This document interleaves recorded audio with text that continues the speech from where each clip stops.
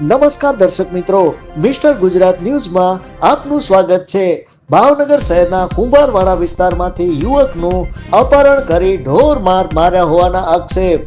બનાવ અંગેની મળતી માહિતી અનુસાર ભાવનગર શહેરના કુંભારવાડા રામદેવનગરમાં રહેતા ભાવેશભાઈ મનસુખભાઈ મકવાણાને ગઈકાલે યોગેશભાઈ વિનોદભાઈ રાકેશભાઈ નામના ઈસમો દ્વારા રામદેવનગરથી તેમનું અપહરણ કરી બાઇક ઉપર બેસાડી 10 નાળા પાસે લઈ જવામાં આવ્યા હતા, જ્યાં તેમને ઢોર માર મારવામાં આવ્યો હતો તેમજ તેમનો મોબાઈલ તોડી નાખવામાં આવ્યો હતો તેમજ તેની પાસે રહેલ રોકડ રકમ લઈ ગયા હોવાના ગંભીર આક્ષેપ ભોગ બનનાર યુવક દ્વારા કરવામાં આવ્યા છે।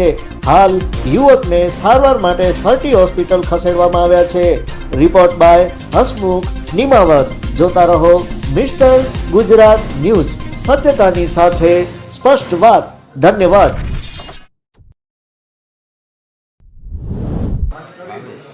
ભાવેશભાઈ ક્યાં રહ્યો? રામદેવનગર કુંભારવાડા।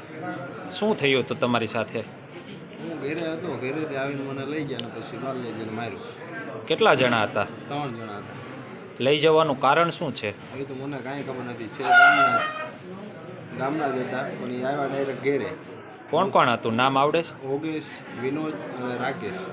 તમારી પાસેથી શું શું વસ્તુ લઈ ગયા છે? પૈસા અને ફોન ફોડી નાખ્યો ને પૈસા લઈ ગયા છે। કેટલા પૈસા હતા? પૈસા તો મારો આખો 2 પગાર હતા। કેટલાક અંદાજે? 22,000 રૂપિયા પગાર આવે છે, 20-22,000। અને કઈ જગ્યાએ તમને લઈ ગયા? આપણે કુંભારવાડાની આગળ ઓળખા ભઠ્ઠા બાજુ લઈ ગયા હતા।